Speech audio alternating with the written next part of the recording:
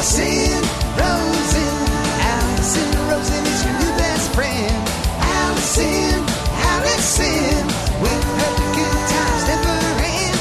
Allison Rosen, doing the wavy pencil dance again. Allison's your new best friend. Hey everyone, hi, hello, it is me, Allison Rosen. Welcome to another episode of Allison Rosen is your new best friend. I'm sitting here with three-time guest, Nikki Glaser. Hello. Wow. Welcome back. Thank you for having me. This is my third time. This is your third time, yes. Ugh. You're in an elite group of people, and... Really? Yeah, there's a couple handfuls of people who've been on that many times, but, and I know that your therapist tells you you're just average and that there's freedom in that, but you're special and unique because you are, I believe, the first repeat guest that I've had in Dining Room Studios. Oh, that's awesome. Emma, isn't that right, Jeff? Doesn't that seem right? I believe so. There have been people who have done the Monday show and then the Thursday show, but I think you're the first repeat Monday guest. That's fantastic. Look at you. Wow. I feel honored. Yeah. I don't know exactly what that means, but the deep meaning of it is a mystery to me as well, but it's something good. it's something. It means that I want to talk to you that much, that I'm having you back, even though you were on the show, I believe, a little bit less than a full year ago. That's It'll probably it. be a year in between by the time it airs. Yeah.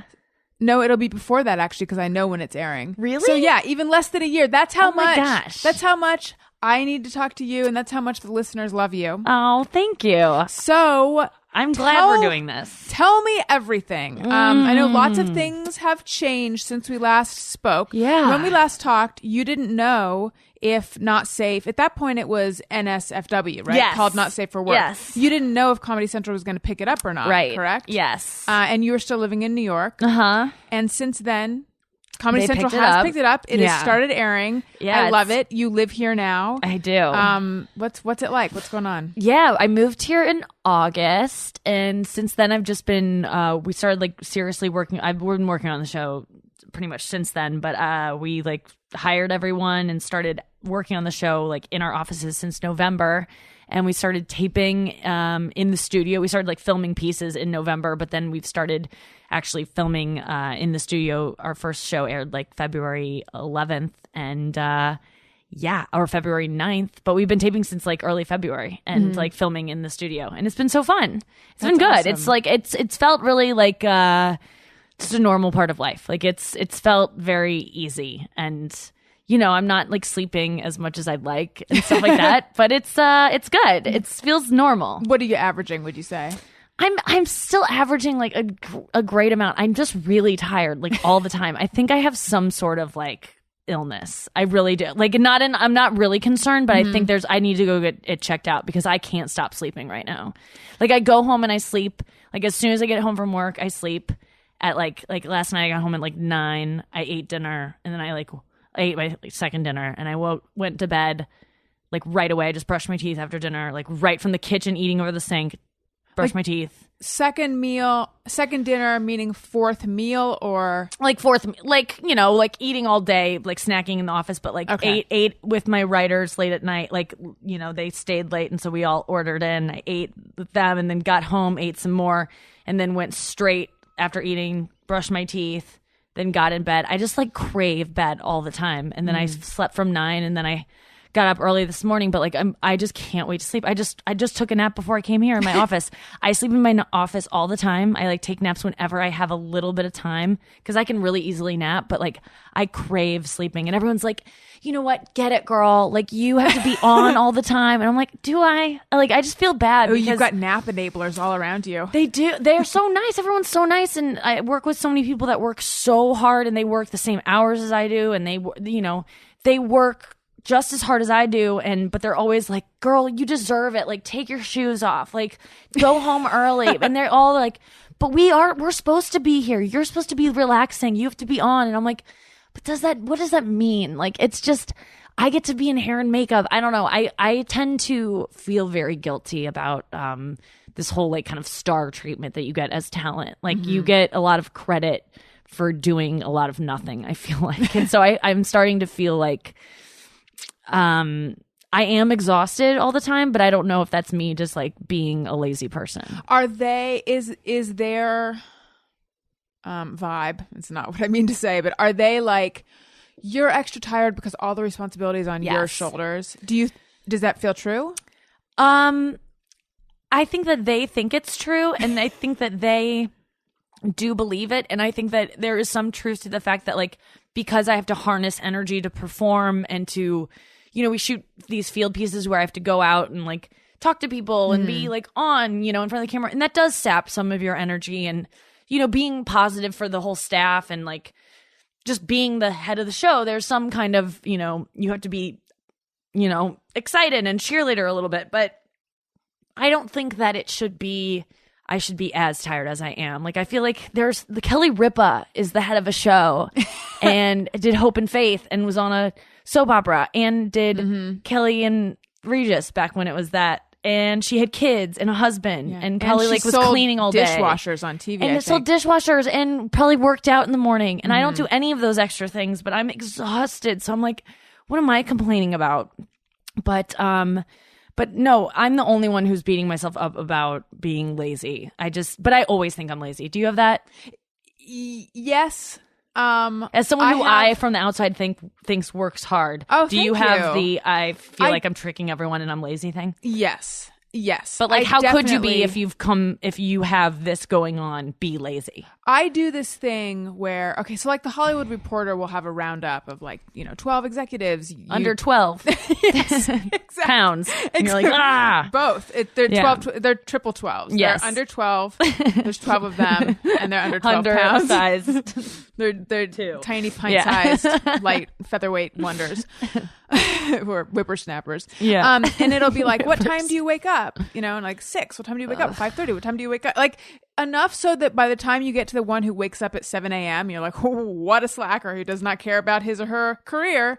And then I think about the time I wake up, which sometimes I'll get up that early, but only if I have to. And then I just think, now granted, they're in a different line of work than I am, you know, technically, but if I were that kind of person, would my career be in some other kind of place? Those are the kind of thoughts I have. And then I think, you know what, though? I'm pretty, obviously there's more I want to do, but like, pretty okay with this for now. Yeah.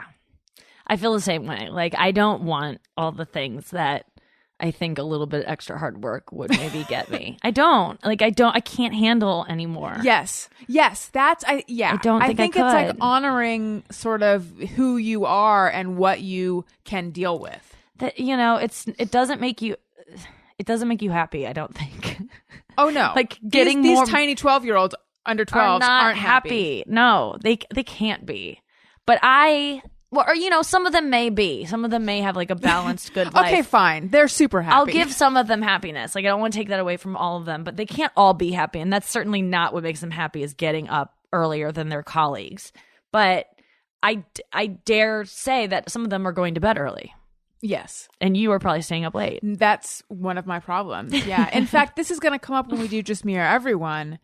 I'm just going to throw it out now. Someone said something about have you noticed that early risers, this is not the right wording, but early risers feel superior to night owls. Oh yeah. And it's like, there why? really does seem to be something virtuous about getting up early. Yeah. No, if I went to bed early, it would be easier to get up early. I just I don't really get tired till after midnight. Yeah. And then I usually go to bed like last night I went to bed at like 1:30, I think. God, I get on those kicks. And it's fun staying up late. I just can't do it anymore. Now I just I crave sleep. Like, I should go get checked out for something. I wish there was like an answer. I wish I could go into work and like slap a doctor's note down and be like, see, I need my George Costanza desk naps that I take every day. Except I have a couch in my office and this amazing blanket. I'm like thinking about it right now. I have an assistant, which sounds like the douchiest thing I've ever said, but it's amazing. But she just had to wake me up to come here, and she must have seen me like drooling, and like the way she looked at me when I usually set my alarm for in my alarm I set for 4 or 3:45 a.m. And so it didn't go, or 4:45 a.m. to come here. And so it didn't go off. So she had to like poke me, and she was just like, when I opened my eyes, her face was horrified. So I was probably making some just like like face that was just so disgusting. But I've been just like, I don't know what's going on. Have you always craved naps? I love naps so much. Yeah. And I thought it was something that I didn't always love, but then my parents like sent me a bunch of old photos because I was like, I need more TBTs. I'm running out. I'm like, the people crave them. And so my dad sent me a bunch. Throwback Thursday on Instagram for anyone who doesn't know. Who knew that would be a thing I would need in my life? But my dad used to, the only time he could ever take pictures of me when I was sleeping, because as a teen I would just be like, I'm ugly, stop it, So it was all he has are these like creep shots of me sleeping when I was like in between coming home from school and dinner. Like when he would get home from work and dinner, I would always be like napping after Oprah with like my binder in my lap, like trying to do homework and then sleeping. So I have so many of these creep shots that my dad would take of me napping. So I know that it was a skill I had early on. And I can do it like, I can fall asleep like this now. And I do ASMR videos. Did I talk about that last time I was here? Yeah. So you introduced me to ASMR. I never Are you into it now? I watched one video of someone like playing with magic sand. Okay. And that I thought was neat. It does. If you don't have it, then you don't have it. It doesn't have the same effect on me that it does on you, but I find it pleasurable to watch the videos. But I don't watch a lot of them. But did we talk the last time you were here? Did we talk about? No, I don't think we did. Unless it was the part of the episode I haven't listened to yet, but I listened to most of it. I have that thing which is or is not a like real phobia, where if I look at pictures of something really porous, I want to vomit. You have that thing. It's called like, did we talk about it? Maybe no, we did. I don't know. I've talked about this with some people. My sister has it. It's what is it called? Tryptophan.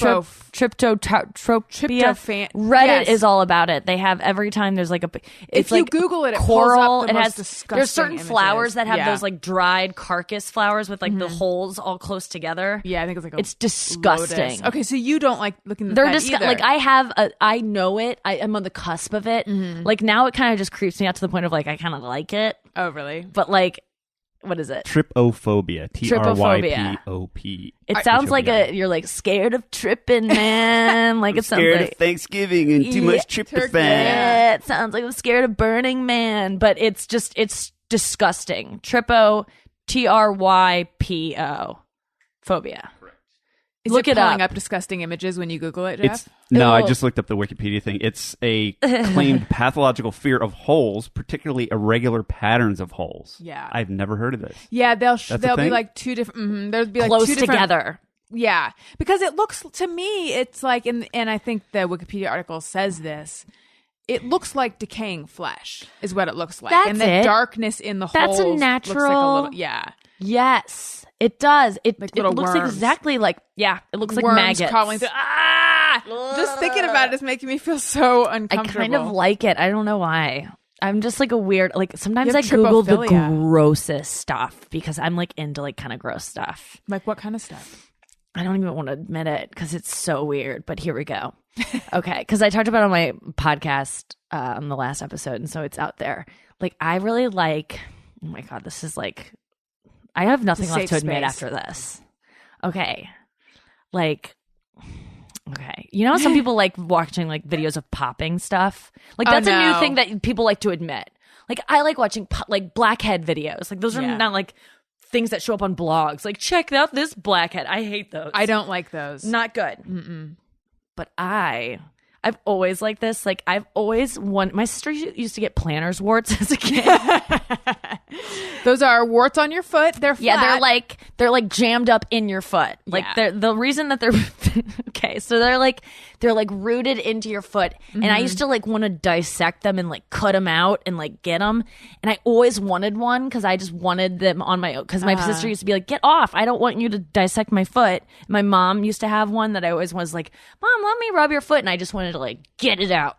You know that it's like connected to the foot by like a little stem. I don't care or something. No, it's not a root, but I wanted it to be. But it's like there's something like that. They're actually those little like dots in it are not like actual roots. People think they are, but they're like just like blood vessels. Yeah, blood vessels, like dead blood vessels. Anyway, but I just love that they're just like little like, and I just want to get them out. And so I would just always wanted like a planner's wart. And it sounds crazy because I just wanted to like do surgery on myself. I want to like cut it out and like torture it. And because I love like when I get hangnails that are like really like I love just like cutting them out and like it's so weird. I don't See, I think I'm cautiously optimistic about the end of the story. I feel like there's a lid for every pot. I feel like if you looked on Craigslist, you would find a guy that would pay you to remove his plantar's warts because that's his thing. and Is he to doesn't have someone health remove insurance. his plantar's warts. Yes, I would love it, but he would have to be like hot too. I think it could happen.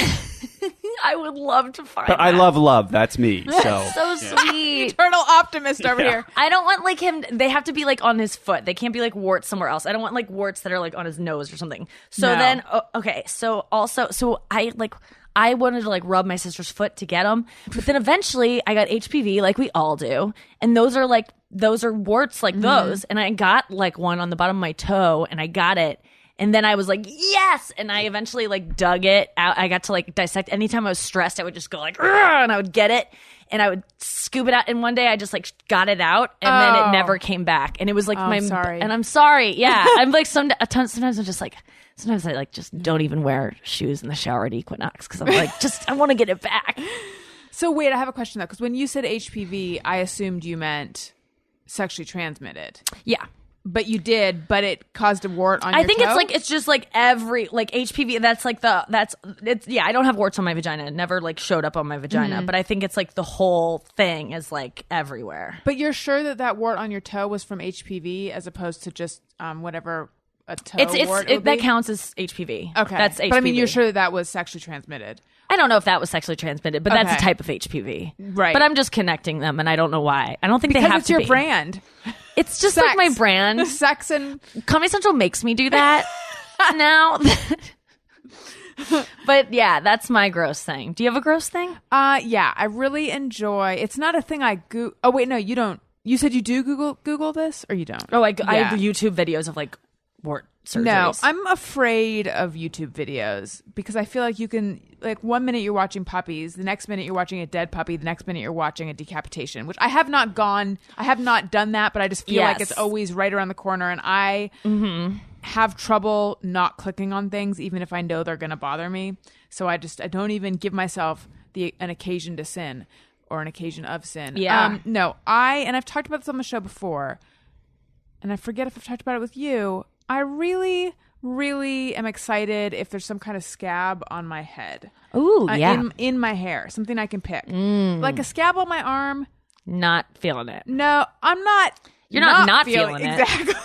I get But you. it's not I hear like you, girl. the joy of pulling a scab through the hair and that wetness that you're like, ooh. And then I think, and I look and it's like a little bit reddish and it's blood actually. Blood anywhere else on my body would bother me. But for some reason, if it's In like the coming scalp. from a head scab, it's different. And it gives you like a satisfaction. I've tried to figure out like what is that? What is, because it'll happen sometimes, sort of like your plantar wart thing, where I'm like, ooh, like something fully formed that I can pick. That's exciting. Yeah, it just is it feels wanting to like- give birth? Like what is it? It's just like it's something so satisfying about it. There's this amazing contraption of an ingrown toenail contraption that the Japanese or maybe the Chinese, some Asian country made that you do. Can you pull it up? Is that a thing that you ever do on this podcast? Sure. yes, but I'm afraid to. But No, I it's am as not. well. It's not gross at all. I swear to God, it's just satisfying. It's not gross. Just type in Asian ingrown toenail contraption. contraption. And it's like a helpful thing that you hook. It's the most satisfying thing you've ever seen. It's not gross. It sounds upsetting. It's not It sounds upsetting. like a melon I swear to baller God, for your toenail. It's so gratifying. It's like a really helpful tool. You can find it, and I want all your listeners to find it, and you can tell them exactly how to get to it because it's so. You hook these little hooks on each side of makes your. me uncomfortable already. Do you have it yet? yeah, this looks like medieval torture device. Yes, but it's not. Can we watch it? Yes. Is this like not fun to do on a podcast? Is this like the worst thing? I just think this might be unpleasant. No, it's not. I swear to God. Are you sure? Because I I'm looking at promise some you. contraption that's like holding an eyeball. No. open. It's not unpleasant. I 巻き swear to 爪 God. 矯正器巻き爪ロボ Okay, we're 爪 looking の at 変化 a をその場で curled 体感 over できる。 yellow toenail. Okay, a その toenail that's like 驚き very の効果 embedded を in ご the 覧くだ foot. さい。 Okay, Oh. no, just I promise you, it's very gentle. There, nothing bad is going to happen. This is Okay. advertising. 巻き爪ロボ Look は at they gently 安全で screw 誰 this でも thing 使える into each side of the 簡 toe, 単 a little like a Toenail little vice grip. a toenail vice grip thing that goes on each side of the toe. Then they slowly wind it up. Now each side pulls up gently, gently. Nothing's bad is gonna happen. I Okay, swear to God. thank you. Nothing bad. I promise you. There's no kinda blood. cute. There's no anything. It just gently pulls. Gently pulls. Just don't worry. Promise you. They just get it there. Then they put it in water so that it softens the Okay, toenail. good. No, wait. They put it in water. 温浴中 Now it も softens the 爪 toenail. の軟化とと Then も it に comes back 種 out. の力で Now the 徐 toenail's 々 gonna に矯正 soften. が I 進ん didn't で know い you ます spoke Japanese, by the way. Now 今までいろいろ you 試されても slowly screw it 思うよう open な a little 効果 bit が more. 得ら Now れな that か the った皆 toenail 様 softened, it can expand a これ little が bit more, and it doesn't hurt at all. It's actually very pleasant. Now, look as the toenail is able to come outside of the nail bed and not be stuck anymore. Wait, now watch the before and after. You guys are gonna freaking love this. You'll put a link on our podcast. Okay, now now watch. It'll show before and after. I'm uncomfortable. This is amazing. Now you blow dry it. Blow Blow dry it, and then foot. how cool is this? I Oh. want an ingrown toenail so I can do this to my toe. This part, okay, now we're looking at the toenail without the contraption on it. Still What is yellow, that? thick, and gross. Look at how great that is! But it Isn't does- that satisfying? あなたも It の wasn't one worth likes it. it. I've watched that probably more than you've watched. Facts of life. Probably more than you've watched Charlie But My Finger. お約束します Okay, thank you for sharing that. I feel, on a level of 1 to 10, I feel like traumatized level 2, which is not a lot. What about you, Jeff? Yeah, I'm about the same. Yeah, it's still more trauma than I was expecting. Oh, it was less than I was no. expecting. Oh no! Well, no, I Wait, mean, level more- of satisfied. I don't know that I found it satisfying. Really? When they Oh, Because I was sorry, just- I was I'm so such a tense. disappointing Maybe I have to watch it again. guess. Because You now can it cut was that part out. No, it was very interesting. We're keeping that. What I mean when I say more traumatized than I was expecting is when I thought, I'm going to have Nikki Glaser on my show today. I'm excited to talk to her. I wasn't expecting that I would even be on the trauma scale. When we began watching the toenail thing, I expected it would be more than 2. Yeah. So maybe we broke even. Yeah. It looked like torture. It actually looked like torture. I know it wasn't. No, but the it was a fact that helpful device. Yeah, but the fact that it looked like torture is what got me to a 2. Okay. But it wasn't. It was not It was torture. like a 0. Yeah. Okay. In reality, it was a 0. But it's so so it was 2 in my satisfying. It mind. like gets it out. I would try it. I will say that. Wouldn't you try I would it? totally try it. It was a neat little gadget. It was gold. was And very- it had like a little... It was very steampunk looking. Yes, it really was. You know what it looked like? It looked a lot like a gear puller. There's this thing for your car when you're trying to pull a gear off the engine or you're trying to pull the steering wheel. Yes. And it looks exactly like that. It's like a little tiny baby gear Thank you. puller. Pretty cute. How does your boyfriend feel about this video and all this stuff? watch it. What does he think? I think he was probably had the same reaction you guys did. Which was like, cool, Nick. Yeah, I could see it. That's pretty neat. Okay. Like, all right, I'm going to go back to looking at my phone on this side of the bed now. Now, your boyfriend is also an exec. You and your boyfriend are both executive producers Yeah. on Not Safe. Yes. Right? It's called Not Safe, right? Yes. Or it's not Safe Show is the Twitter, Twitter right? handle. Okay, Yeah, but yeah. it is called Not Safe with Nikki Glaser. You guys are both producers on the show. When we last talked, he had broken up with you previously because of some stuff you'd said on a podcast. Yeah. But then you guys got back together. And I'm just wondering, how's everything going now? And what is the experience of working on the show with him like? Everything is great. We haven't broken up since then, which was like our normal thing to break up every year. So we've been together almost 3 years now, and it's been really good. We've made a great show together, and it's been, difficult at times because we were working together, and when we moved here in August, we were living together from August until the new year, and so we were living in like a 1-bedroom that we were subleasing, so like half of the girls' stuff was still there, so it was like we were living in like half a 1-bedroom apartment with all of our stuff, and so it was tight, and everything in our lives was about the show. And so it was just hard to like get away from the show and have our relationship exist on any level outside of it. So that was difficult, but we then found separate places and now we have like a balanced life outside of the show.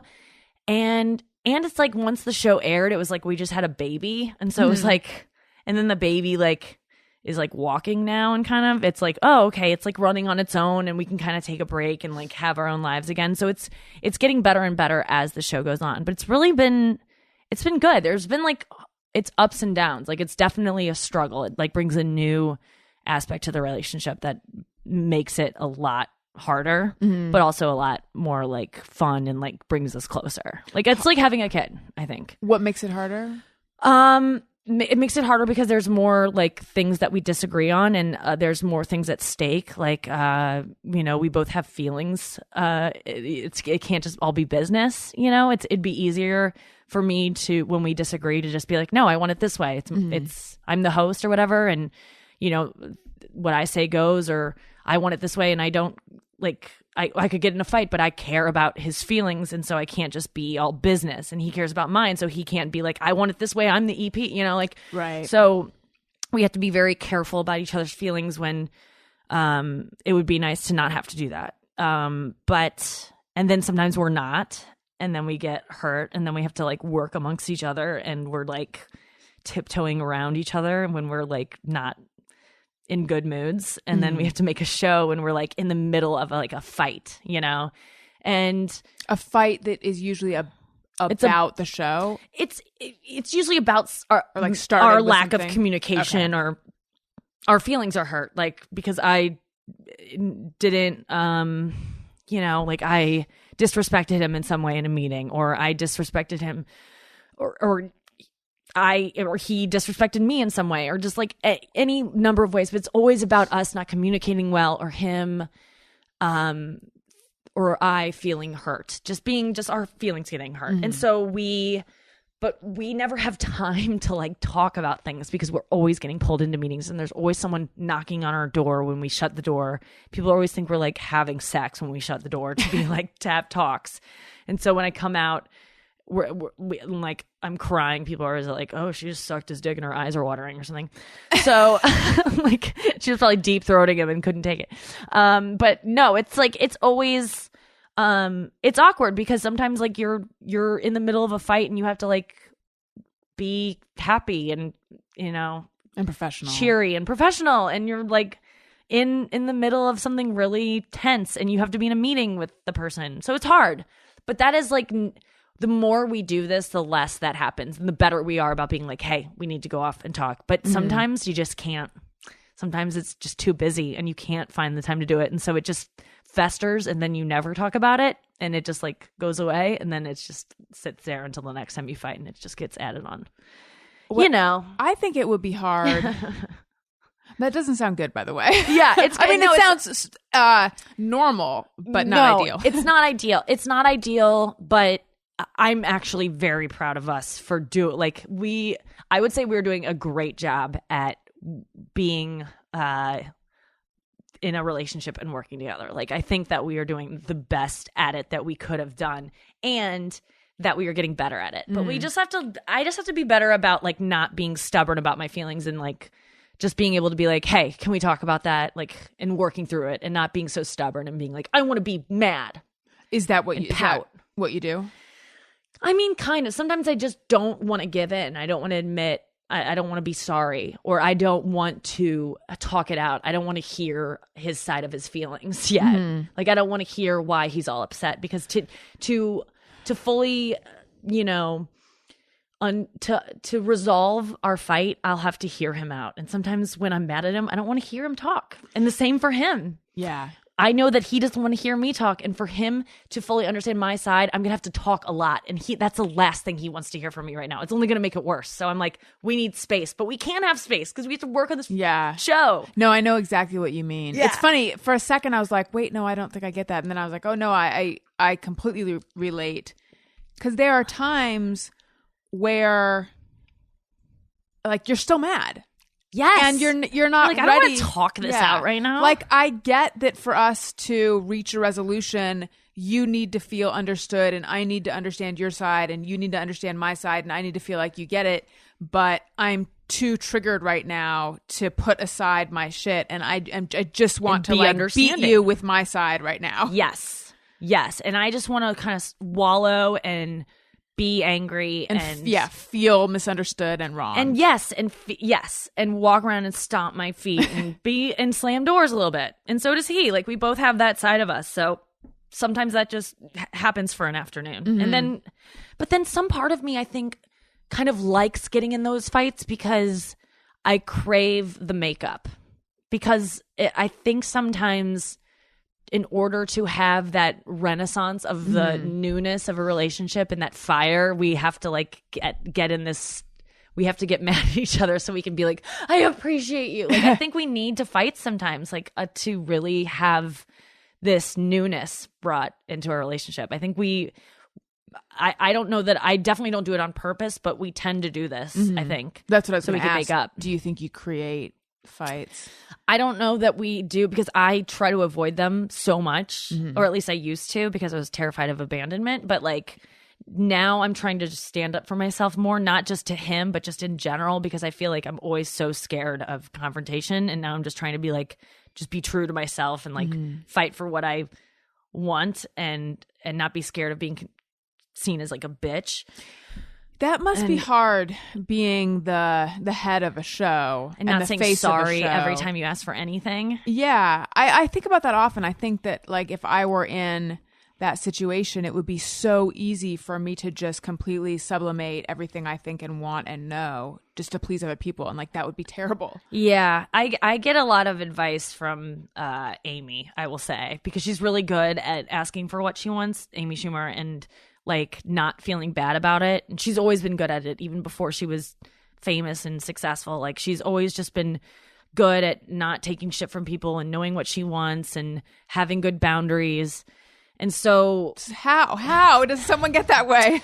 just having, I don't know. Honestly, I don't know if it was her dad or her mom, but someone instilled it in her. And so when I need that, like that reassurance or that push from someone, and my therapist is good about reminding me of it too, but like when I need someone to tell me like, hey, you have a right to demand this, and it's you know, whether or not you're right or wrong, that's how you feel kind of thing, that's who I turn to. And she kind of like puts it back in my head. But then I also kind of sometimes go like, well, you know, I'm not Amy, I'm not my therapist. Like I do care a lot about people's, and not that they don't, but like I feel bad when my writers have to stay late. I feel bad when my writers don't get to eat at the places that I want to eat at, or something. Like when something is not going in their favor and I notice like one person seems unhappy and the rest are like not noticing it, you know, and not that I'm like so sensitive because things go,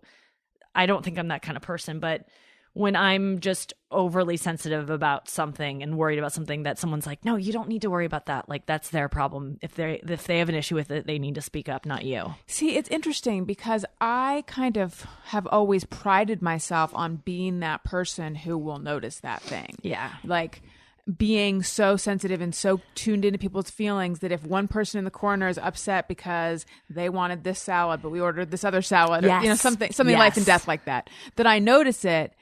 But the older I get, the You're more... not supposed to be that person. They're Right. supposed to be that person for themselves. Yes. And if they don't speak up, then you're just being codependent. So I don't didn't have realize that. resolution with this because I still feel like, no, my role in this world is to you know, be the actually person a who notices. flaw. Yes.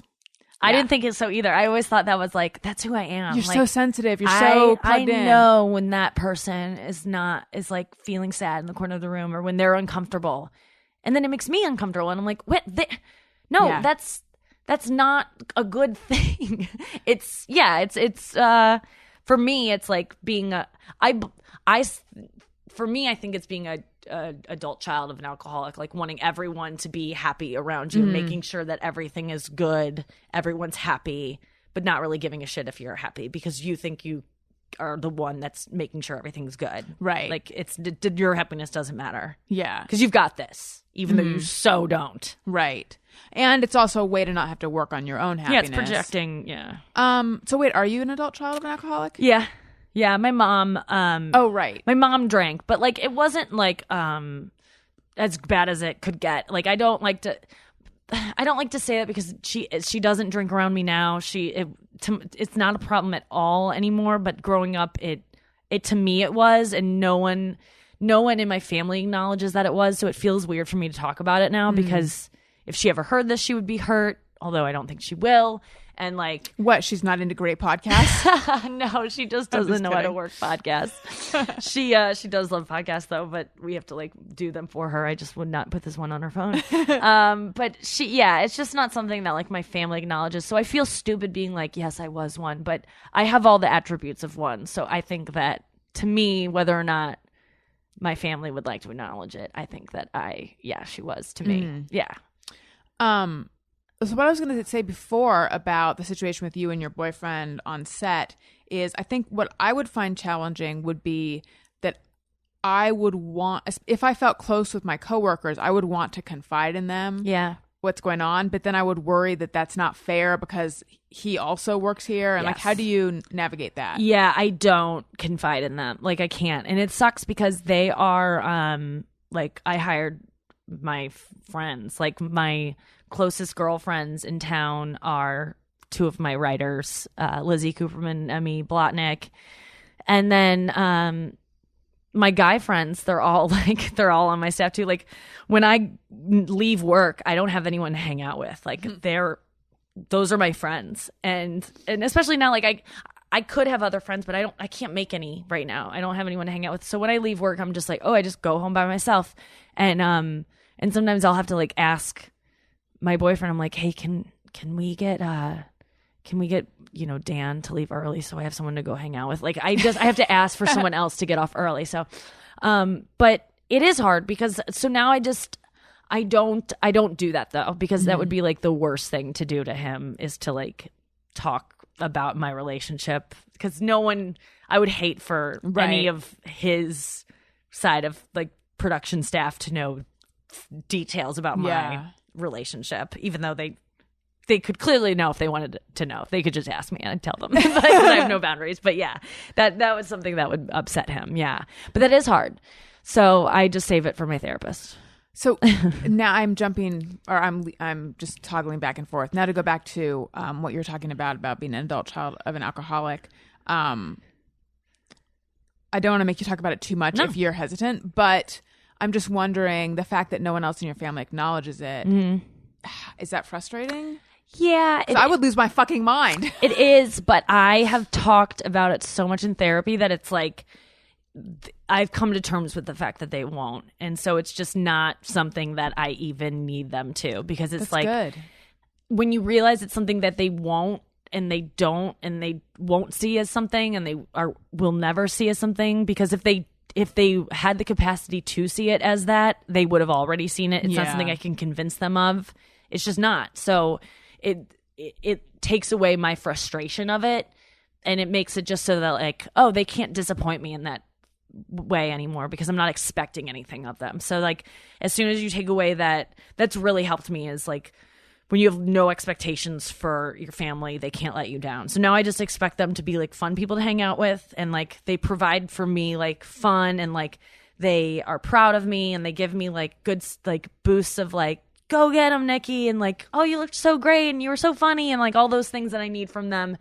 And they give me good memories of like but they, in terms of like acknowledging what they may have done to contribute to some of the things that I need help for now, they'll never give me. So I just have to like work on them myself and just know that, they're true for me. That's so good. I struggle with that Yeah. expectations thing so much because I'm so all about needing my reality that was never validated when I was growing up, still wanting it to be validated. And like, Yes. I wish I could like think of what I could do if I could be free of that. Yeah. And that yeah. it's hard because I remember like when I was really struggling with it, when I first got into I keep saying therapy and it's becoming annoying to say the word too much. But when I first started No. seeing Donna, she was like, it hit me over the head. Like when she was just like, your parents let you, like when she was saying all these things that were like very hard for me to hear and which are now freeing because now I don't need anything from them except what I need, what I expect. And then I get it. And I'm like, okay, cool. TBTs. Yeah, my TBTs and my texts that I get from them. I don't need any kind of love that I wasn't getting before because I don't need, like, I'm not expecting it. So, but at first I was like, I want to confront them. I want to tell them all these things that I'm mad about. And she's like, I wouldn't do that because if they felt guilty about it, they would feel guilty already. There's nothing you can confront someone with and be Yeah. like, do you see what you did? Because they would already see it because they did it. They would know. If they felt sorry, they'd feel sorry. They don't feel sorry. You're not going to like show them something and be like, you know, like you can't tell people what to feel sorry for. They've done it. And there was something she said in that. It took me weeks and weeks to get it through my head, but there was some kind of moment where it clicked for me that I was like, you can't, if she felt sorry, she would already feel sorry. That it's impossible to like create sorriness, Right. Because it's not there. She doesn't have it. It's never going to be there. And you're okay with her not feeling sorry. Yeah, about it's just whatever. like it just doesn't exist for her. It's just like it just doesn't. It's not even. That's really the healthiest way to go about life, just to accept reality on reality's terms and to stop trying to change shit. Because I don't live like this every single day. But Yeah. if I'm being real honest, like I'm still thinking there's some magical way I can put a series of words together to elicit the response that I'm looking for. But you're right. It's not in there. But like I have trouble accepting that.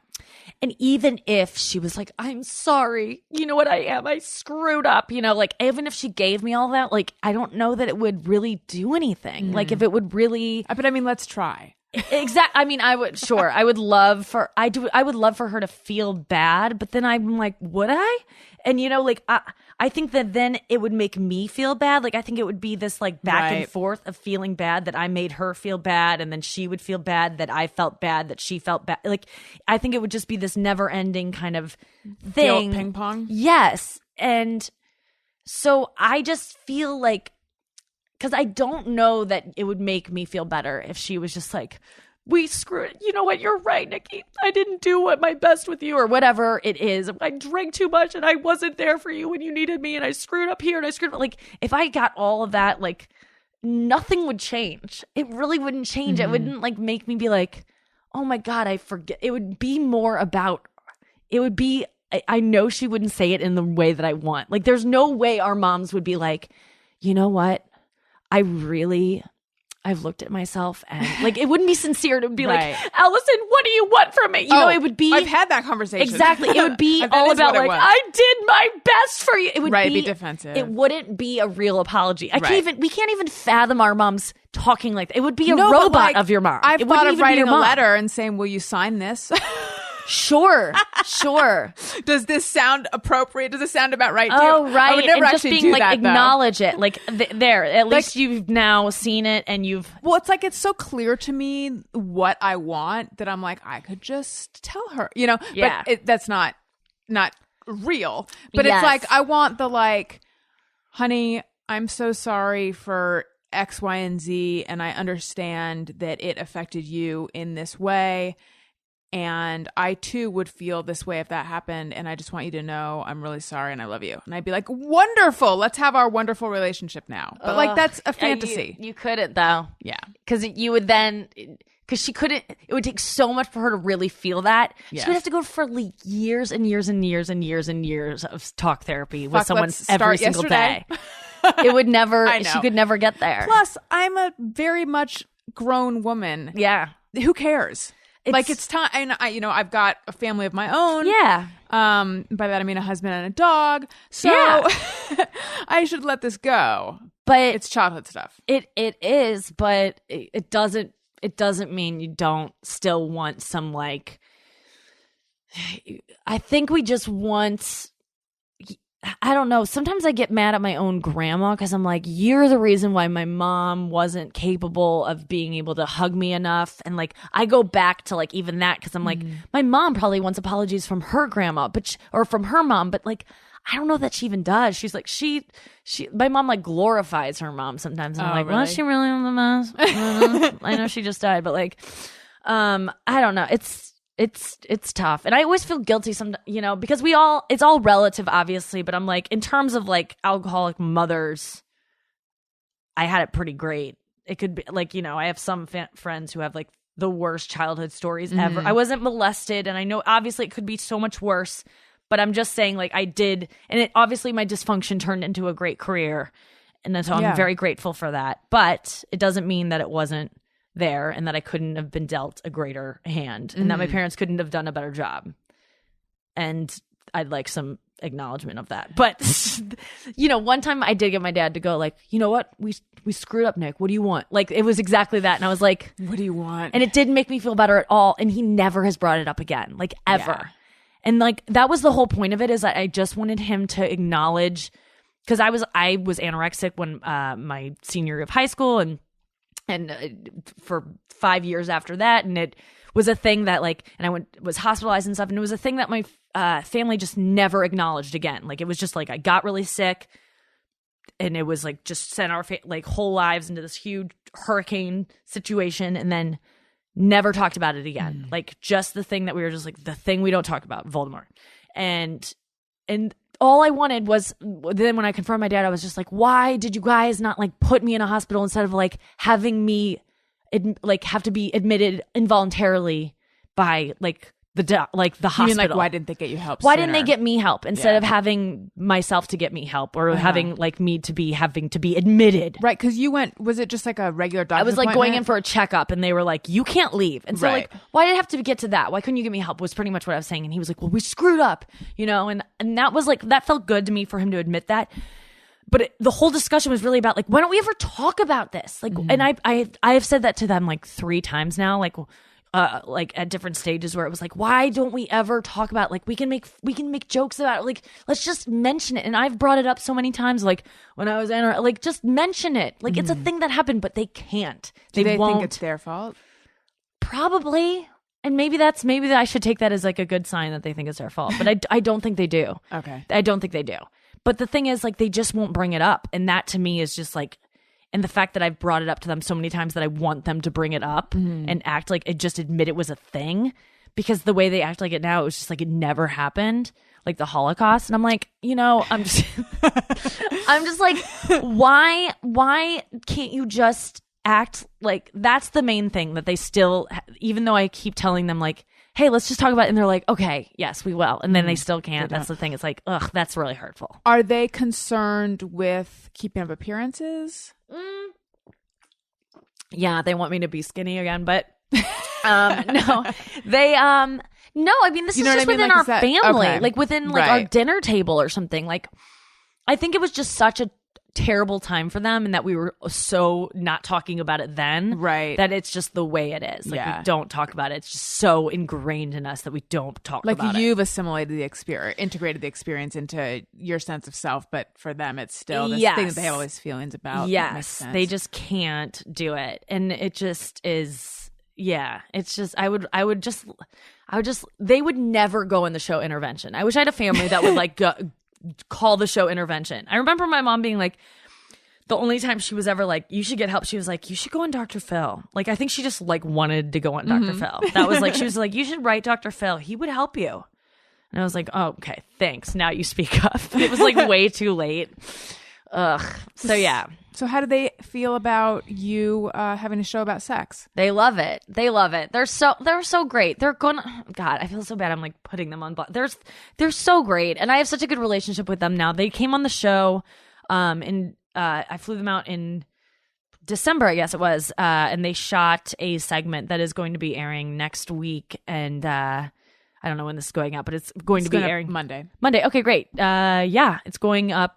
It's going up tomorrow. It's going to be airing tomorrow is their segment, where I put them under the lie detector test and ask them about their sex life, and they're troopers. They will do anything for me in terms of that stuff. And That's really sweet. Yeah, and they I mean, just the segment's not, but no, it was not. That's my. Was it weird? That was my revenge. Yeah, it was really weird, and they're the coolest. They're so nice, and like everyone loves them. That's the thing is like people hear me say like, oh, you know that it wasn't the best childhood, and they're like, your parents are the best people ever, and I'm like, you know, that's what makes it kind of hard to be like, I know, but you know, it's not all. But no, they're great, and they're so happy for me, and my mom is like a lot more open about her love for me now than ever. I think she just lost her mom in December, and I think that has made her a lot more like loving. So that's been good. But yeah, so it's been good. The show has been very good. I think now that the more famous I get, the more love I get. So it's great. that it's been is really the dream. great. It's really working out well for Yes, you. it's been so good. Thank you so much. Okay.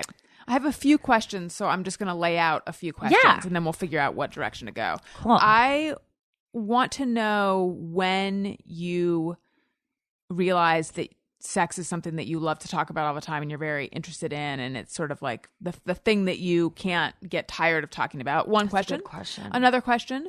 The last time we talked, you were considering opening up your relationship. I want to yes. know what happened with that.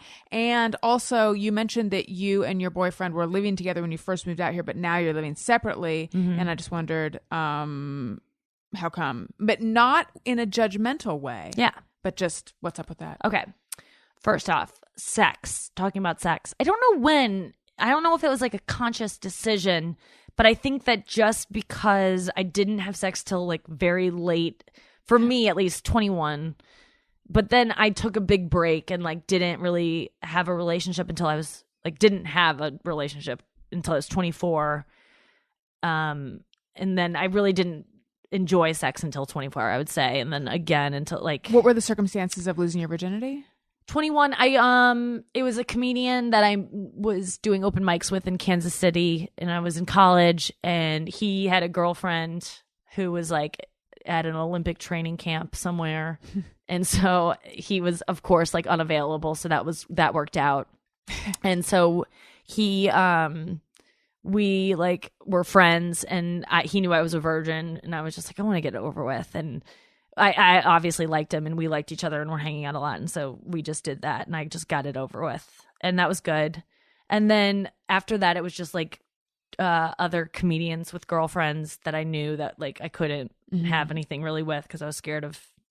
Were these one night stands, or were you repeatedly sleeping with? No, it them? was like well, the next one after the first one was a guy that like I really like fell in love with. He was a touring comic who came through Kansas City performing, and we just hit it off one weekend. He was there for the whole weekend, and we just like I like fell in love with him. And he lived in New York, and he had a girlfriend, and I was supposed to like I was like, I'm gonna move to New York, and he was like, yes, and I was like, you told me about yeah, him. and he's like the main one that yes, he broke your heart at that broke my time. heart and everything, and so he was the second person I had sex with, and that was like my first orgasm and everything. And I think that's what really blinded me. That's why I think Taylor Swift's song about John Mayer is probably he was my John Mayer, like where she writes that song about Dear John, and she got her heart broken by John. She was like, how could you do that to me? And it was like, oh, he gave you your first orgasm. Like you just didn't understand that like that was like your first, like you understood how good it could feel and like how enraptured you could be by sex, and like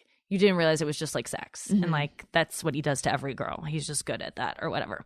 So that was my Dear John moment. And then he just whatever. And then after that I moved to LA, and then there were just like guys I was kind of getting drunk enough to sleep with. But then I think it was just like the fact that I just didn't have like I wasn't very connected to it, I guess, enough to be ashamed to talk about it.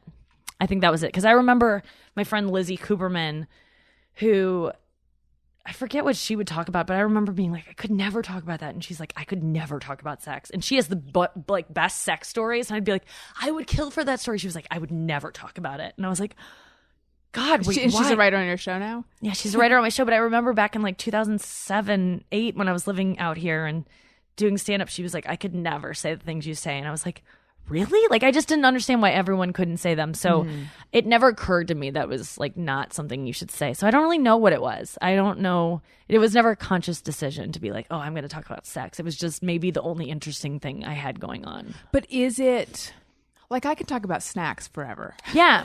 Is sex your snacks? Oh, I feel like snacks are my snacks, but because we could talk about We could really do get some into it. snack Yeah, we talking. Or I could talk about like there's certain things where it's just like I'm very into talking about them, and that seems like that's what sex is for you. I just like like it like I like hearing about things that people are like kind of don't really talk about. I feel like I like getting stuff things out of the shadows. Yeah, I like getting things out of people that they don't like to talk about with other people, or they end up saying like, I don't usually tell people this. Yeah. I like talking about people stuff with people. I like getting that kind of stuff out of people.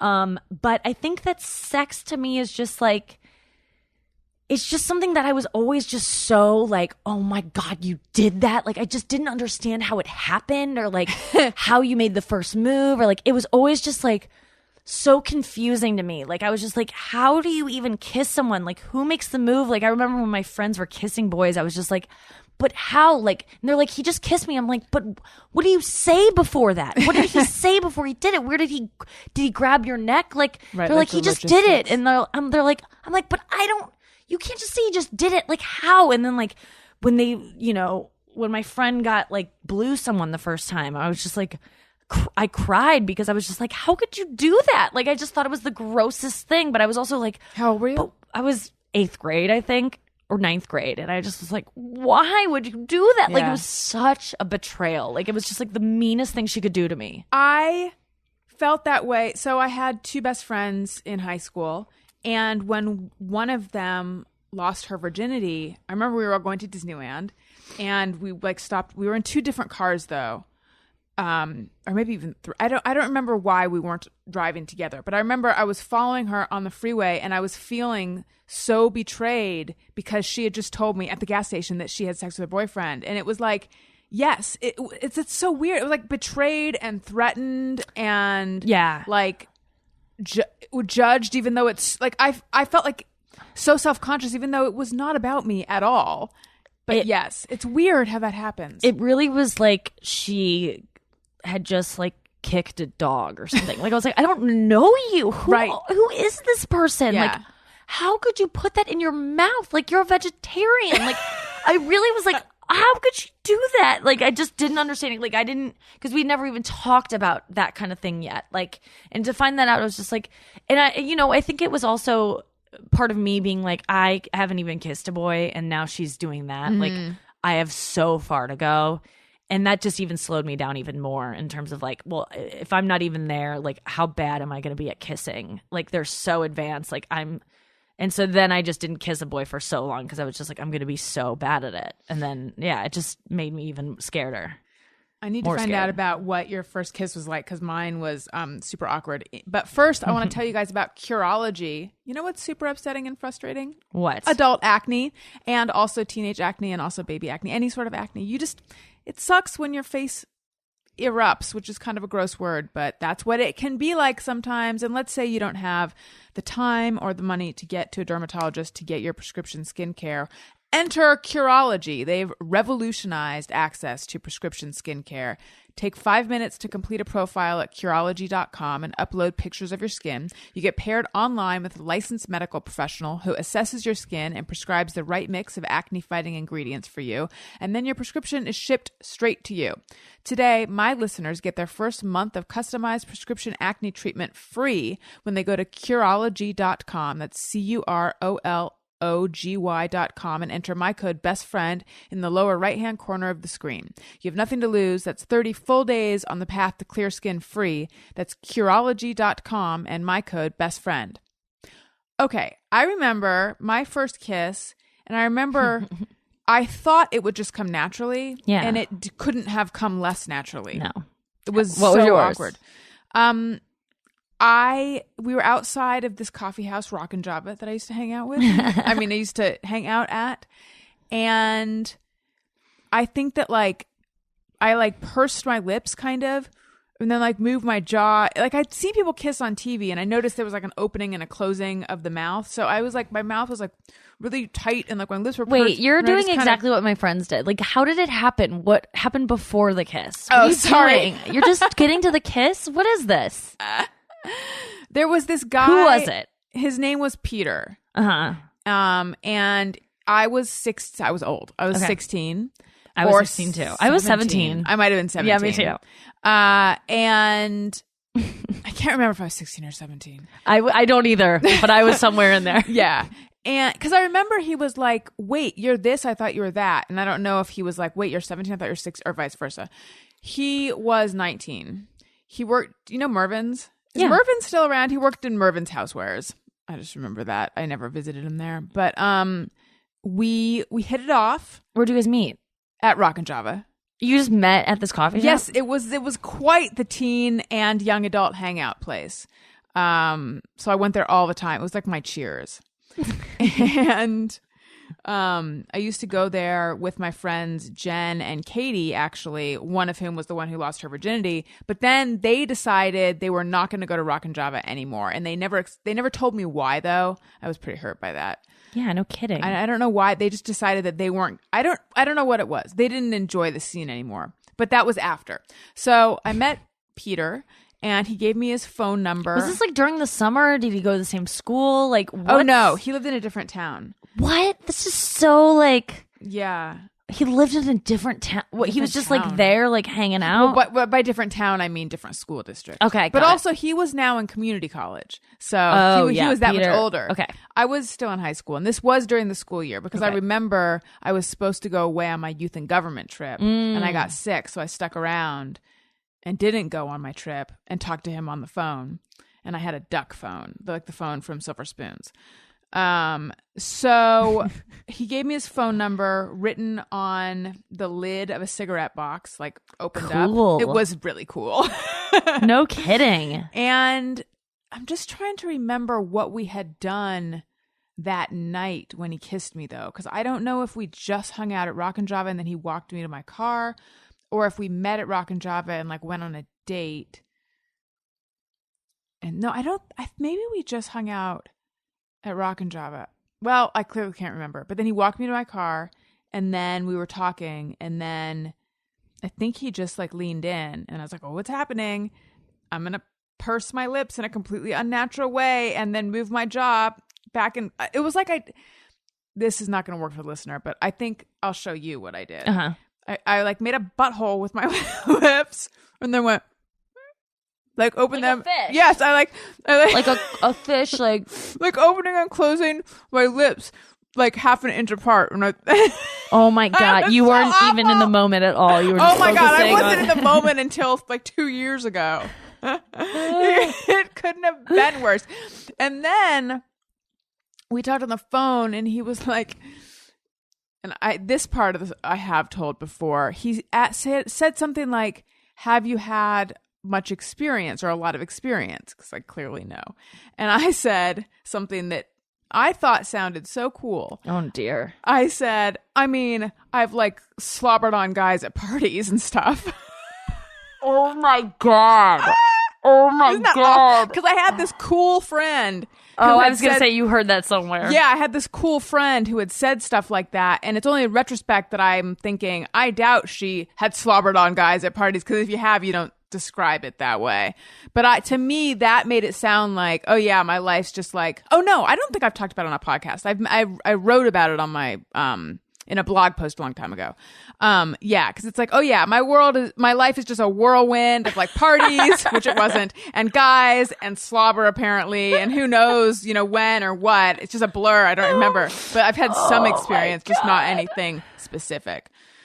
So that was my first kiss. What was yours? You slobbered. What did he say to that?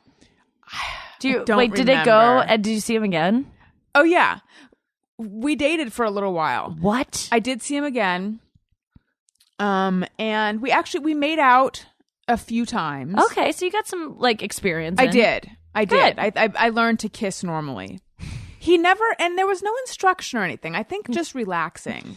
Yes. Maybe. I just remember one time, oh, I know.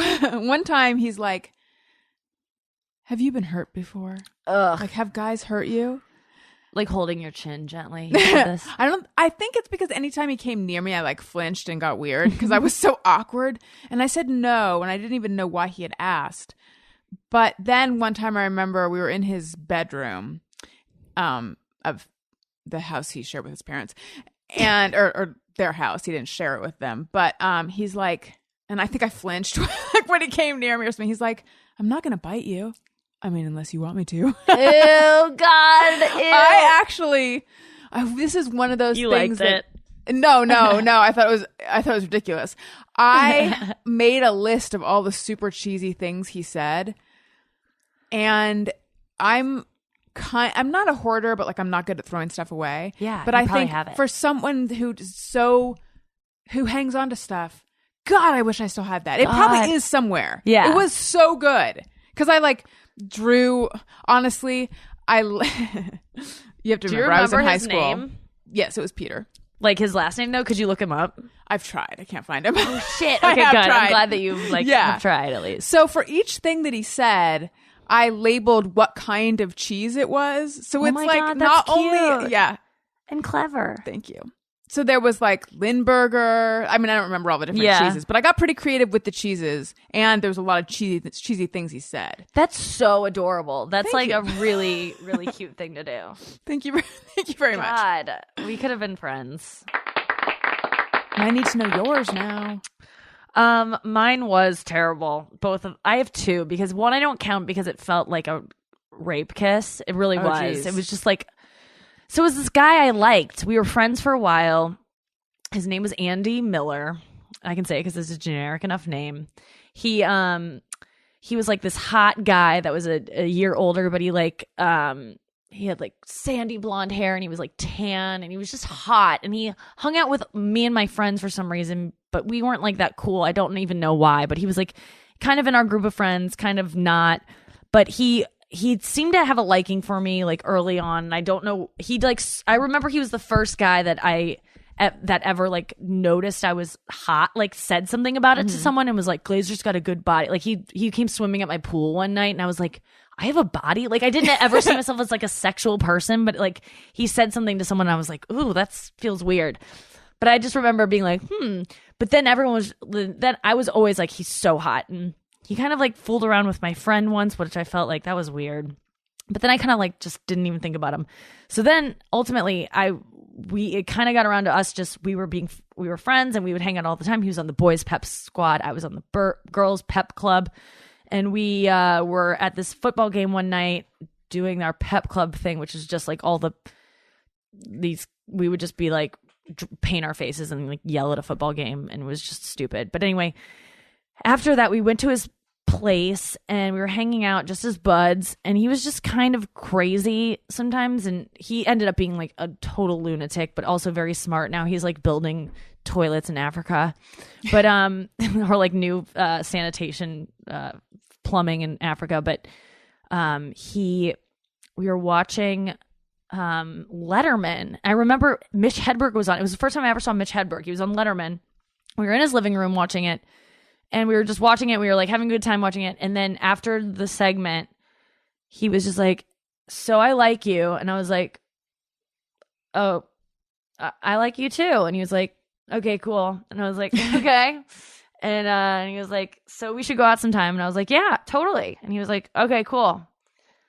And then he just ran across sprinted. He was like sitting in his dad's chair, like his dad's chair, you know, and I was across on like the sofa, and he sprinted across the room and just like attacked my face, like started making out with me.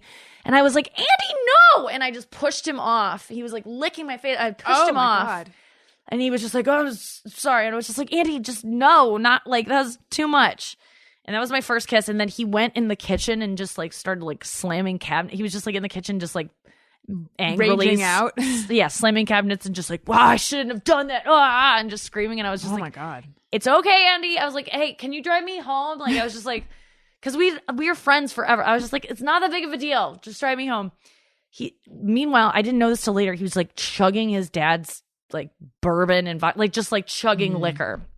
He drives me home and he's like going so fast, like speeding, like going 60 down like 30s, you know, like just speeding home, gets home, and I like step out of the car and he just takes off when I have 1 foot out of the car and like Oh my word. nearly runs me over, and I fall on the ground and I'm just like, fuck you, and like he speeds off, and then he calls me the next day and he's like, I'm really sorry about last night. I'm like, fuck you, like what did I do? And like we never really ever like, you know, were able to like be friends again after that, obviously, but like came out, he was drunk, and then he showed up like my freshman, that was my junior year, my freshman year of college, he showed up at my dorm.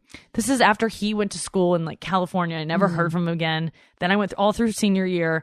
My freshman year of college, he just showed up at my dorm. He had just been screaming Nikki Glaser around campus at University of Colorado Boulder, and somehow found my That's dorm. amazing.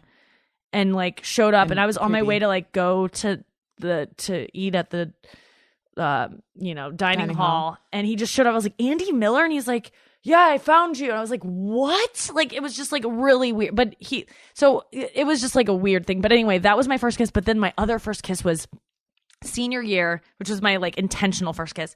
Senior year, I went on spring break was this junior year? Fuck. Yeah, this was junior year. This is later junior year. Spring break, went with my girlfriends to Fort Myers, Florida, and so did the most popular boys from our class, but they weren't like into us until spring break junior year in Fort Myers, because they were also in Fort Myers, but the popular girls from our grade weren't there, and they were striking out with the girls there. So lo and behold, who was there but us? And we were like into them because they were like the hot boys. Yeah. And so we were also with one of the girls in our group was also on the water polo team with all those guys. She was like the one girl on the water polo team. So they were like, Taylor, let's all hang out. And so we all got together, and me and like the hottest guy in my grade ended up like, me and this guy that I liked forever ended up in this like this grandmother's solarium in Florida. Like one of the guys they're staring at their grandparents. We were in the solarium in Florida, and like we were about to kiss, and it was like literally we were leaning in to kiss. His name was Mike. And all of a sudden my friend Taylor comes dragging in Larry, this other guy that was like hotter and cooler. And she was like, Mike, you've been trumped. And she pulls Mike out, and she was like, Larry wants to make out with you. And she mouths it to me, and I was like, bye, Mike. And Larry sits down because Larry was just like so hot, and he was like the hottest guy in our class. And he sits down, and literally Mike and Larry are best friends, and Mike's just been swapped out for like literally for Larry for me. So Larry sits down, and then I'm just like, hey, what's up? And then my first kiss was Larry. But so this is how he does it. He's sitting there, and he intentionally spills wine on me, on my swimsuit, and goes, I think I'm going to need to clean that up. And I'm like, do you have a napkin? And he's like, with my mouth. And I was like, no, please don't. And then we kissed, and that was it. And then I get back from spring break, and the only people in school with mono are me, Larry, and Larry's girlfriend, who is in my sister's grade. And my sister is a freshman. And so, yeah, 3 of us are out of school for mono for like weeks. Did they know? I think everyone knew. I didn't get in trouble for it really, because I think everyone knew Larry was scum, but like I got mono from my first kiss, essentially. Did you have a big crush on Larry after? No, I kind of knew what the score was. Like that was just what happens in Florida stays in Florida. Fort Myers.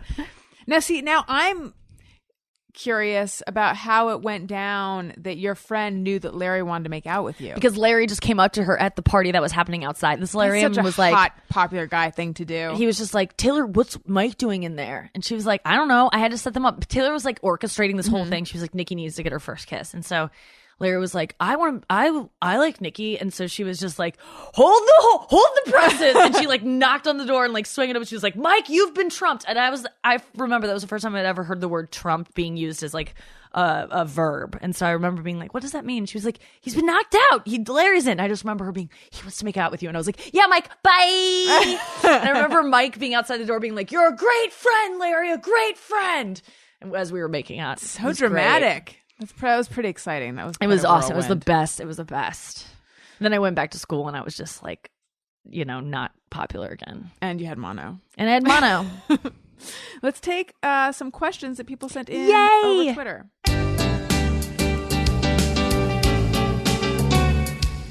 When we ask, please send them in. They're wondering how you have been. So thanks so much for answering these questions from our fans. Okay. David Cazares says, what is your favorite mode of transportation and why? Hashtag bad service, hashtag good experiences, hashtag comfy way to go. I don't know what any of those hashtags mean. I don't quite either. Maybe he drives for Uber or Lyft. Oh. Actually, I don't. I have no reason to think he does. Mode of transportation, my favorite. I would say flying first class anywhere. I would do that over doing anything. I would rather be in first class than any place in the world. Do you get to fly first class for your show? No. That's a real benchmark to me. Like, having traveled with shows and things, I've thought, I just want to achieve whatever level of whatever that is, where you fly first class and you get a really nice hotel room, even though it comes out of your own money, probably. Yes. No, like I have been able to fly first class, and I think if Comedy Central like sent me on like a press tour or something, if I had to go do something for them for the show, I would fly first class and they would put me up in a nice hotel. But I haven't had to fly anywhere for Comedy Central for this. Oh, when I went and taped my special, they flew me first class to go do that in New York. So yes, they treat me very well, but like flying first class is the nicest you will ever be treated anywhere. Yes. And then it makes you realize, though, the flight attendants calibrate their level of niceness. Which they're nice all the time, but like they take it. It's the nicest you'll be treated ever. So yes, first class. I'd rather be there than anywhere. Have you ever had this thought? If the plane went down now, I think I'd be okay with that. Oh, I actually had that. It wasn't. I have that even in coach. I have that in coach when I get a whole row. Oh, I have it in coach when I like hate everyone on the plane. I'd be like, I'll take it just to put all these people to death. Okay, James T. Carter says, what goes through her mind when she sees a tall girl, short guy couple? For example, a 5'3" guy with a 5'9" girl. Don't know that I've seen that, but I'd be like, yes, because I like shorter men. I've never turned down a guy because he's short. One of my favorite moments from your most recent podcast, which let's say the name of it. Is it called? It's called Not Safe Show. Not Safe Podcast. Your co-host was saying that he had hooked up with someone. Yeah. And you were asking about her, and you said short, or no, you're asking it about what his type is, because he's like, someone walked in. Yeah, not the girl who hooked up. Someone walked in. She's totally my type. And you're asking what his type is. And you're like, short, or he's like, or long? Like, because he thought you were asking about hair length, but it was just a funny miscommunication. Okay, Tim Vernon 1 says, any new ASMR recommendations? Oh, yeah. ASMR Fantasy. That girl, she has an accent, and she has like a deep, like soft-spoken. I think she's like British almost, and she does soft-spoken. So ASMR Fantasy, yeah, check her out. All right. You know, when I started looking into ASMR stuff after we last talked, it was interesting. Whatever, like, binaural or binaural microphones. Yes. Which makes it so you can either talk on the left or right side. Mm-hmm. That's a big ASMR thing. Yeah, it's neat. Yeah, you got to do it that way. I don't really care about it that way. I'll take like a phone recording. I don't care if it's shitty, but that's something that a lot of people are into. Excuse me. Jason says, how do I unsee the foot fetish portion of the show? Jason, you enjoyed it and you know it. Yeah, I showed my foot on the show and it's very gnarly, and that was very brave. Very brave of myself. Yeah, I thought that would be like, that seriously was like the gnarliest thing that I could show. So I did it. I don't know how you can unsee it. I wish they had those Men in Black little things and you could do that like ding thing. Right. But I don't know, like PTSD therapy or something. I don't know. I don't know. Abe Lopez says, were there any of her friends that refused to do the lie detector test? No. All the ones that we called in, and we didn't tell them what it was going to be. We just said, we're going to interview you about my friendship. None of them saw it and walked away. So no. That's nice. Yeah. The guy who administered the test was so funny. He is really that way. Like, we didn't know that he was going to be that way. We just thought he was going to be a straight-laced dude. Mm-hmm. And he turned out to be like a gift that walking keeps on giving, bathroom joke book. Jose Maldonado says, in the Tinder era, what do you eventually see happening to the expectation of number of previous partners? Ooh, I don't see it being the expectation being like, oh, I expect you to have more or less. I just think people will just start lying. Just lie. Just don't ask. I don't think people should you ask. made that point on the most recent show. Don't ask. Don't ask. It's so hard not to. And I know you want to know. I think that just lie. I think it's a safe thing to lie about. But what is an acceptable number? Or a respectable number? Ugh. I think you get theirs first and then you go way below it. Like you go 3/4 below it. If you're girls should just go low. Just go low because your guy's ego. I don't know. I would say just be proud of your number, but like it's hard. It's hard. What do you say? Were you honest? Yours is I'm probably, honest. Is yours good? It's higher than Your husband's? Okay. I actually I off the top of my head I'm forgetting what his number is, but mine is so sorry, I'm jumping all around. No.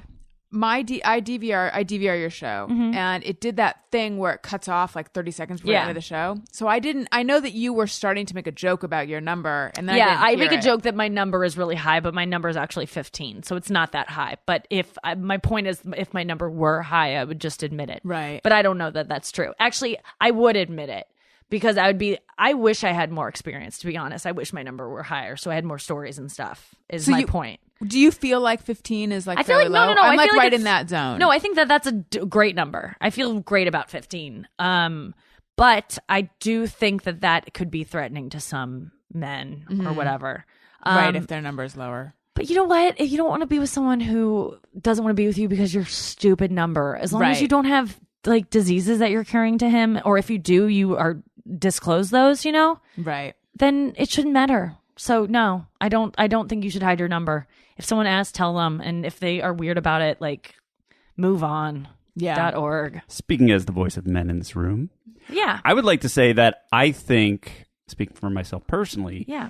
that a super low number would freak me out more than, I don't know what would constitute a high number, but yeah.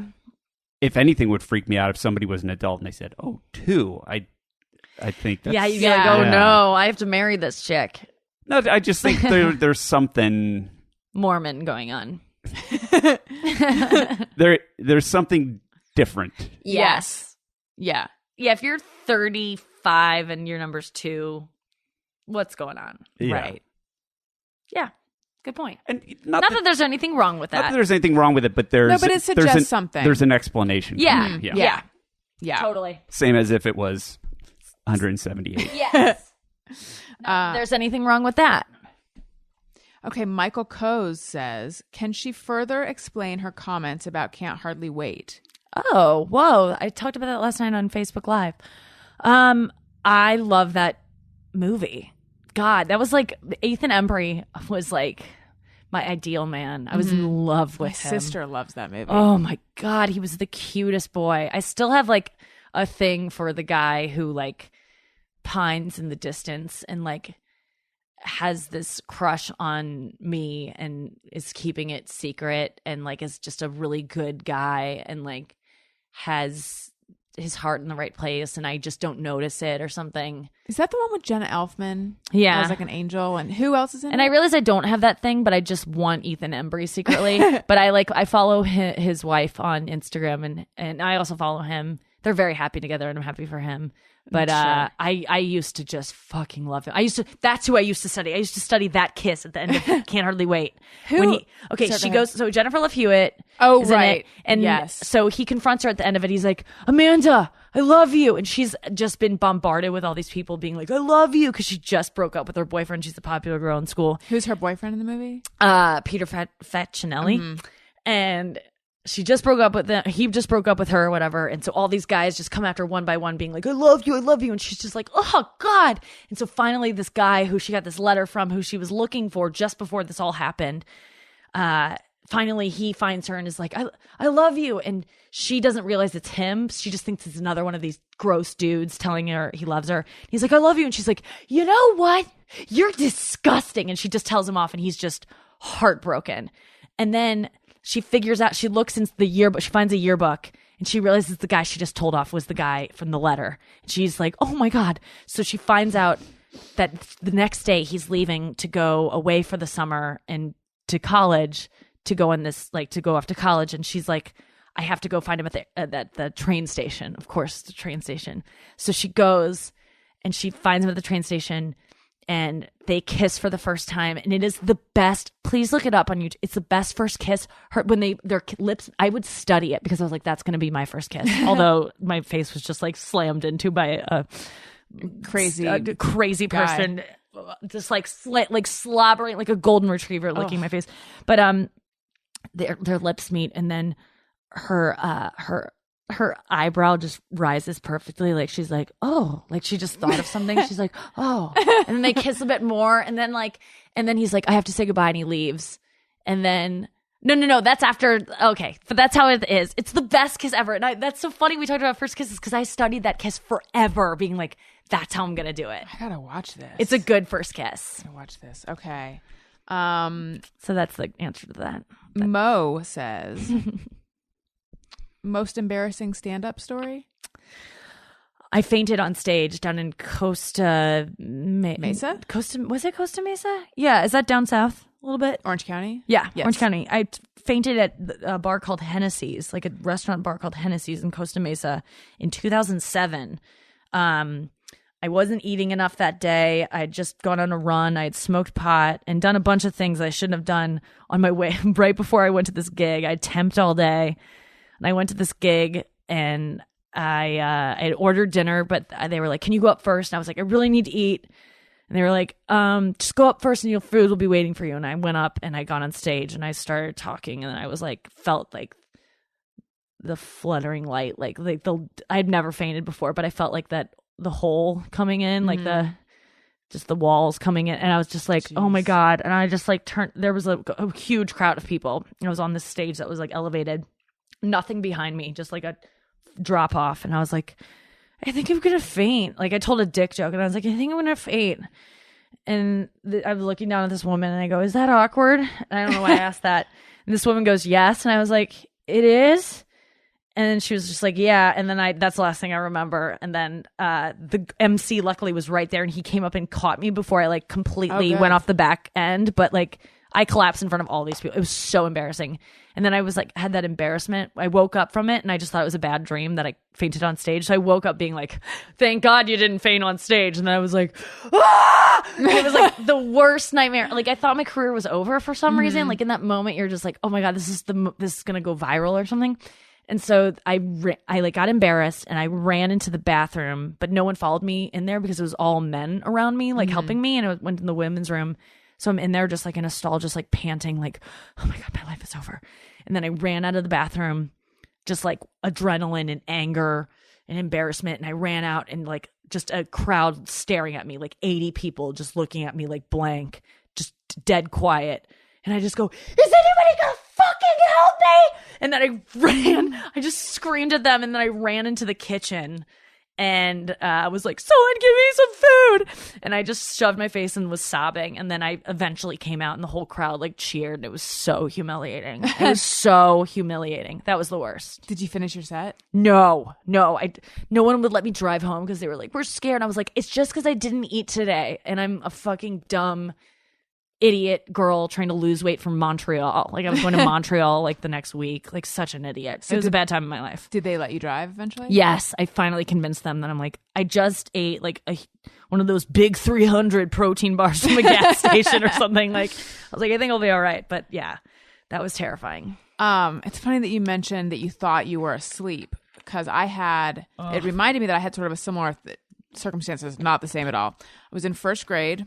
We were playing Chinese jump rope. Did you ever play Chinese jump rope? Do you know it? It's like this elastic. You can also use it to do cat's cradle. Oh yeah. And you wrap it around your feet, and two people stand apart, and then there's a jumping pattern. And it's 2, 4, 6, 8, out, in, spreads in, on. I don't know that part. Okay, but yeah. it's like how you jump. And so first you do it like a regular way, and then anyway, we were on widesies, which is where you like spread your legs as far as possible. And girls would really get into it and like get on the floor and do the splits. So you're like jumping a really big distance. So 2, 4, 6, 8. When I went to do out, which is where I'm trying to get my legs so wide that I'm on the outside of it. Yeah. I slipped and I hit my head. Oh. And then next thing I knew, my mom was waking me up and I was in my bed. But then I opened my eyes and it was my teacher and I was on the playground. Oh my God. So I wonder if that's a thing when you like get knocked out or when you faint that you first think you're just waking up. It must be your body's like response, because that's normally what's happening is like when you're out, you're asleep. Yeah. That's exactly what happened to me when I got knocked out. What Really? happened? What happened? When I had my bike accident, I got hit by a car and I woke up basically face down in the street. And I thought I was waking up in my bed in the morning, and I was waking up and I thought, why is it so hot in my bedroom? And I thought, oh, there's something sticky in my bed, and there's like gravel in my bed. And then I woke up and there were all these people looking at me. And I said, my God. why are all these people in my room? And then it took me a while. Oh I said, my I'm God. in the street, and that's blood. Wait, when did you get hit by a car? 90, 91. Ugh. That's awful. Are you okay? I'm still a little sore, but Are you serious? Do you still have stuff from it? no, I mean, I busted a bunch of teeth and stuff. But yeah. Shit. This is really, it's the opposite of the relief you have waking up from a nightmare. Yes. Yeah. The nightmare has just begun. Yeah. Yeah. You think everything's fine, and then it's like you're waking up in the nightmare. Yes. I had a dream the other night that I was supposed to perform stand-up comedy, but also play in the band that I was in a bunch of years ago. Stress. At a club, but I was worried that I wasn't going to be able to sleep that night, so I took a sleeping pill, and it was Xylanoxol was the name of it. Wow, you remember that Yeah, name. because I remember looking at the name, looking at it on a bottle. And I took the pill, and I figured it wouldn't kick in for like till that night. Yeah. 'Cause in the dream, that's how it worked. But then as soon as I took it, I started feeling the effects. And I was like, I feel weird. And I just have to tell, because I was in my parents' house at this suddenly, and I just have to tell them what's going on. So I like stumbled to the dishwasher, and I told my mom, and then I'm like, I need to lie down. And they were talking to me, but it was like, and I was like, I can't understand you. And then I slept, and then I was in the club, and I realized I forgot my guitar. And I was in no condition to drive, and also in no condition to do stand-up comedy because I had this Xylanoxol in me. It That was is a really terrible totally dream. a stress dream. I guess, yeah, Yeah. You had something that you didn't feel prepared to do or something. Like, maybe. that's totally like when you... It's weird how we all have these common dreams of like... Yes. Not being able to talk very well, like where you can't speak or like you Right. can't move, Or you can't dial a teeth phone. falling out, can't dial a phone, Teeth can't. falling out, and then like choking on them. I have that. Oh, I have yeah, like they that's a very crumble common and one. fall I haven't forward. heard that one, but it's common. Yeah, I've read about it. Yeah, I'll have like stuff in my throat that I keep trying to get it out, and it's like corn. It's corn actually, but I think it's my teeth, but it's corn. I don't know. I think that means you're just like hungry for corn. Probably. That's what it means. Or I'll have ones where my teeth will just crumble and fall. It's just weird that we all have the dream that we haven't studied for the yes. exam and it's happening and we can't find the room for the class, or like we haven't prepared for we haven't gone to the class all year, but it's the day of the test. When like that That's has such actually a never specific happened to fucking anyone. dream, Yeah. and we've all had it. How is that? It's weird. That's nuts. It is weird. Let's do just me or everyone. Great. Sometimes I ponder on something I have thought or done. Is it just me or everyone? It's time for just me or everyone. Are you okay with time? Yes. Okay, let me know, and we can make it an abbreviated version if you need me to. Sasha McGillicuddy says, constantly picking things up with my toes. Some say lazy, I say multi-talented. Occasionally I'll pick something up with my toes, but for the most part I don't. Not unless like totally necessary. Yeah. I do, and I love it. Really? Every time I do it, I go, monkey feet. You say it in your head or like out loud? Out loud. Very, very cool. Yeah. Casey Kahn says, this kind of relates to what we were talking about earlier. Dry, and it's also about feet. Dry skin on your feet as awesome as scabs on your head. All right, look. Here's the problem with picking at any sort of skin on your feet, I think. This person knows how I feel about head scabs. Okay. 1 minute, you're peeling something and it's fun. The next second, you've peeled too much and you're bleeding and it hurts. That's my experience. I don't know what dry skin on your feet we're talking about. Like on your heel? Sure. Okay. Not that fun. No. I don't know what you're talking about. Does everyone have dry skin on their heel? Because I definitely have dry skin on my heel. And I'll get pedicures, which I hate. And they'll like, Slough it off. yes, but it's not completely gone. No, it's never My gone. whole heel might just it be dry needs to be skin. there. It's a callus. Yes. I've actually, reason that's for it. happened. I've said don't do that. I've had the experience where I've gotten a pedicure and afterwards I'm like, well, now my feet just hurt. Yeah, now you just have Now to walk around baby like feet. a baby. Yes. Yeah, no. Okay. The Great One says, even though it's probably bad for your teeth and generally unsafe, I have fallen asleep with a cough drop in my mouth. I have done that, but I've always felt like this is not a good idea. Did it last night. Sometimes I just like in LA I get dry throat and I wake up like choking and I feel like sucking on a cough drop. I don't have that. Have you ever put a cough drop in tea? And the reason I ask is because I was watching Wendy Williams the other day. And as she was talking, she unwrapped something and then like popped it into her mug. And Meth. so I Googled, and apparently putting a cough drop in tea is like a common, it's common enough that there's a lot on the internet seems like about it would make sense. Yeah, that's a good idea. I've never done it. I think sugar-free cough drop, you're a way safer bet with your teeth. Yeah. Go sugar-free. But what about the choking thing? Oh, you're fine. Jason Dix says, after a bath, I use the foggy bathroom mirror to make murals. I don't, because then it gets all streaky. Yeah, I do.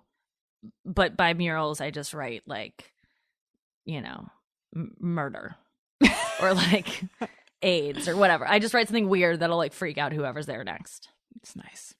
Kristen W. says, and this is what we talked about earlier, ever notice how morning people think they're superior to night owls? Yes. They do. Ugh. They really do. Because it's painful to get up early. Yes. Unless you're one of those people who's like, I just naturally wake up at 4. Right. And then you're like, you have a problem. Yeah. And I just feel bad for, It's weird. I don't like that. No. It's a really good point. Whitney Keys Smith says, when I like a picture on Instagram and then see the same person posted it to Facebook, I don't know if I should re-like it. I'm not on Facebook enough, but I could imagine. Ooh, yeah, you can imagine this one. I would say no, don't. It's too desperate, girl. WKS, Whitney Keys Smith, don't do it. Unless you only it's gave like them one. something I posted. Unless then you can do it's like it helps their career. it. Exactly. Then you give it a double. But if it's just their personal, like you already give it. Then you just comment. You only comment on one, you only like one. Right. Oh, that's smart. Julie Sitzman says, the question, what do you do for fun, irritates me. Such a loaded question and often a cop-out. I find it to just be a difficult question. Yes. Because I always am like, I guess I'm not very much fun, come to think of it. Yeah, I agree. Because now fun is so like much about watching TV and just like hanging out with friends and like Checking Twitter. Yeah, checking Twitter and just being like, I just say naps a lot of times and listening to serial podcasts. Like podcasts for me are fun and like eating. Like it's just watching the O.J. Simpson show. Oh Like, my God, I'm obsessed. that's my fun. I've That's what I watched do each for fun. episode, all 2 of them, twice. Well, here's some news. Kato Kalin is on our next podcast. Wow. We Wait, booked the real him. one? Yes. Wow. Congratulations. Thank you. Yeah. I will say this. Okay. I'm bumped by Ross, David Schwimmer, being in the show because every time I see him, he plays Robert Kardashian. Yeah, he sounds so much like Ross because he is Ross that I'm like, oh, it's Ross in this show. Yeah, he just looks like he's like rage Yes. in every scene. Right. We were on a break. Could Yeah. you be any more guilty? Oh, That's Joey. that's Chandler. Oh, right. That's all of No, them. that's wait. Yeah, that's Chandler. It could be. Wait, no, it's Chandler. No, I think it's all. It might be all of them. They Yeah. might all have spoken. They that all. way. Yeah. It was the 90s. Yes, That was my that was imitation the of the 90s. 90s. That Good. was good. And then also John Travolta doesn't seem at all like Robert Shapiro to me. He's getting more and more. Third episode, I kind of bought into it. It's taken me a while. The Kardashians, I don't need those girls like in the show. Wait, Like, has the third episode already aired? yeah, It has. yeah. What's going on? The most recent. Okay, this is important to take up podcast time talking about this.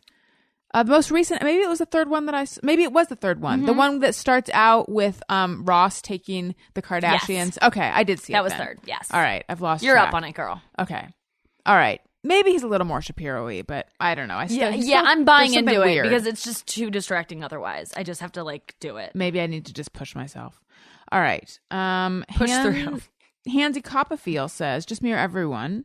As a kid, we had a family fart protocol. My dad blamed it on the Rocky Mountain barking spider. Anyone else relate? # dad jokes. Not specifically with farts, but my dad is made of dad jokes. All he is dad jokes. Like growing up, every morning when we were he would say, "Are you getting ready for carpool? Don't forget a swimsuit." And we'd be like, That's "Dude." cute. And now I think it's funny, but at the time it was like, "Dude." mortifying. Yeah. My mom doesn't farts. You own up to those. But my mom would always, whenever she burped, she'd go like burp, and she'd go Nikki. Like that's her thing. It's just really funny. That is pretty funny. Yeah. And whenever you have something in your teeth, and I do this now, whenever my mom would have something in her teeth, you go like, "You have something there," or like on your face, she go, "I like it there." And that's always such a good response because it puts it back on the person and they feel like a jerk now. That is funny. I like it there. Something I like to do is I like to put something big on my front tooth and then say like, "Do I have anything in my teeth?" That's always, good. I've Always fun. Whenever someone else does it, whenever I do it, always a crowd pleaser. Okay. L to the Aura says, and this is the last one. When I hit my elbow, I still say I hit my funny bone, even though I am 33 and don't have kids.